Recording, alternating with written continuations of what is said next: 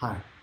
So today I want to talk about how spirituality influenced my business and also how business helped me understand the basic laws of the universe through real life examples. So understanding the fundamental laws and comply with them will take you very far, not only in business, but in life. So there are laws made by society and there are laws of the universe. If you do something against the law of society, you're going to go to jail or you're going to get fined, right? The law of the universe is the base of everything. There's just no way around it. Aristotle has realized this. He called this fundamental laws of nature. And if you don't follow, you won't necessarily get fined or go to jail, but it's much more rewarding life and business if you are aware of it. So let's jump right in and take a look at Google, the big tech giant. When I first heard about search engine optimizing of Google and the rules it is laying on, I was like, well, this sounds familiar. So let's take a look at it. If you want to cheat the system, Google will penalize you.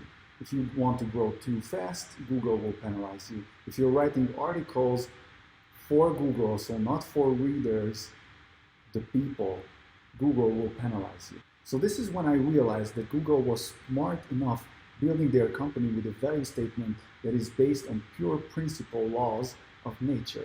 This is how big a company can get if it's funded on the right rules. Now that we talked about these laws in business, let's get to the K.I.S.S principle that everybody knows as keep it simple, stupid. So I believe this is another law, and I want to talk about how to utilize this in life, and let's see how this affects the business. So our mind is super powerful, yet if it's used wrong, the outcome can be very negative. So how can we use it wrong? By overusing it. We all have overthought things before and almost never went positive, right?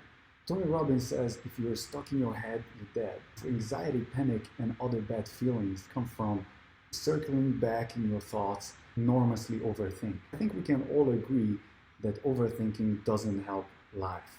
And guess what? Business either.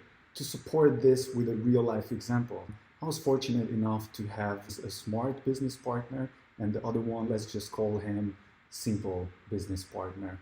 Something like Kiyosaki was lucky to get the rich dad and poor dad. I had the same in my early education. The smart was like 20 years in business, still working 7 days a week. He was a genius marketer with great ideas, living in great conditions, but I still felt like he was stuck on a level. He wanted to achieve more, but he couldn't. So the simple one was in business since like 10 years. He was living that 4-hour work week lifestyle. Lamborghinis, big house. I call him simple because he only worked as much as he needed to, didn't micromanage, never read a book in his life. So this was against all odds, but taught some very interesting things. So when I wanted to do a small marketing campaign with the smart business partner, there were a lot of analytical things that took so long. Our time was a lot more worth that specific campaign could have brought. It was a constant overthinking and overanalyzing, and I was so tired of it. And on the other hand, I remember vividly calling my simple business partner right before getting the first batch of products. I was panicking a bit, to be honest, thinking about what marketing campaigns should we run and what we're gonna do. Because I was already trained by the smart business partner to think like that, I will never forget the response that helped from that point on forever.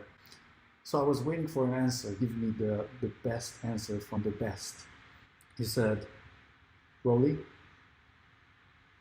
we buy it, and then we're gonna sell it. And that was it. And as simple that sound is good to remember. So what I learned from this was that smart people are many times in their own way with their super powerful brains. Many times when I talk with marketers, I feel like I'm talking to philosophers. It's good to make a small plan and all that, but nothing will teach you as much as practice. You will learn by doing. Dr. K.I.S.S said in his book, shoot and then aim. So that was very interesting to me, and I like living my life like that because some people aim forever, plan forever, and they never actually end up taking that shot. So for conclusion, what do you do in life to not overthink? I don't want to get too spiritual, but meditate. So what do you do in business? Just do it. And I'll leave you with a practical thought about marketing. You might be, okay, how do I just do it and not end up bankrupt by doing all these marketing campaigns? The best marketing is either free or costs very low money. The best marketing comes from purely wanting to make it happen, and that will generate creativity. And some people might say, I'm not creative. Well, then you don't want it bad enough. Creativity is problem solving. So who can do marketing for your products and services best? Well, only you, because you know exactly what you are selling. And if you think you can hire a marketing company and lay back and be a millionaire overnight, well, I have to go back to another principle law of the universe. There is no sustainable growth overnight. So I'm going to leave you with that. I hope you got some good ideas from this video. Thank you for watching.